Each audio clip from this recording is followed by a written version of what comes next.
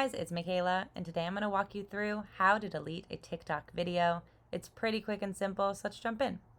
The first thing you want to do is to go ahead and locate your app, and then go ahead and log in if you're not already logged in.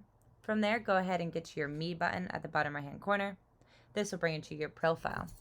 From there, all you have to do is locate the video that you want to delete.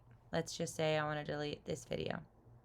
Now, the first thing you want to do now is to go ahead and hit the three dots right underneath your message icon. From there, it'll bring up a bunch of different options, and all you have to do is at the third level, scroll all the way over and then hit delete. And then it's going to ask you to confirm the delete. By hitting confirm, it will automatically delete that video. I'm not going to delete it because I want the video. I'm going to hit cancel now. That's going to be how you individually delete this video. There is no way to go through and just select all and delete all the videos at once. It's just not possible on the app. You have to individually go through and delete each video one by one.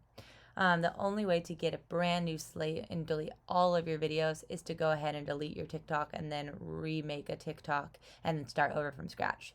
But that's all for now, guys. If you guys have any questions on that, let us know in the comments below. If not, don't forget to like and don't forget to subscribe.